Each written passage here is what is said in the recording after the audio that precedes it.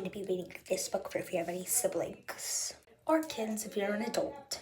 The Christmas Crocodile.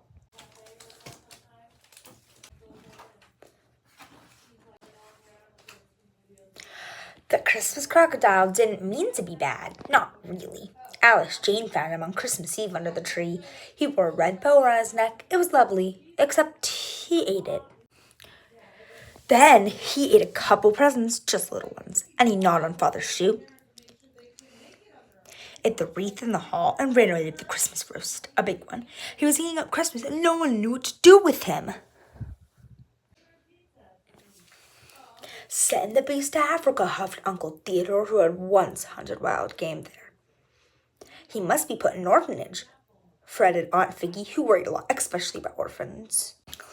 Lock him in the back room, Alice Jane instructed Father. While we consider the situation, better give him the pumpkin pie, said Mother. He still looks hungry.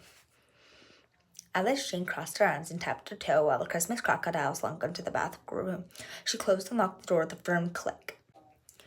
But then she thought she heard him sniffling in there. Not feeling hungry after all, she slipped him the pineapple under upside-down cake along with the pie.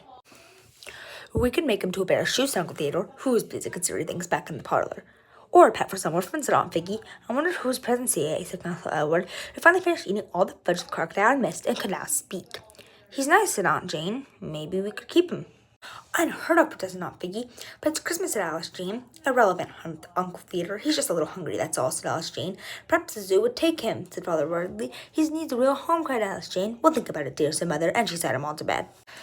The Christmas Crocodile didn't mean to be bad, not really, but in the middle of the night, he ate through the back room door, swallowed 29 crumpets on the kitchen counter, a box of prunes, a one fruitcake, 5 cold oranges, the left stovetop burner, and a plate of ginger star cookies. They were for Santa.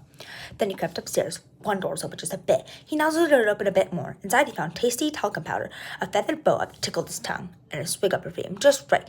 Then he found 10 pink toes. He sniffed them. He licked them. Yum. He took a teeny tiny bite.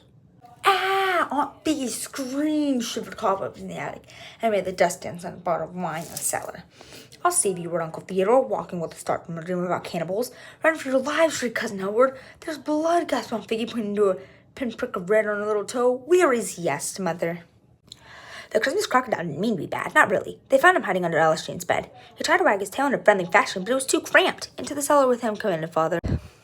The Christmas Crocodile scooted sadly downstairs to the basement. He shivered in the cold. Alice Jane crossed her arms and tapped her toe. She closed and locked the door with a firm click. She went back to bed and lay under her warm blanket. She swallowed a lump in her throat. Somehow it didn't feel like the night before Christmas anymore.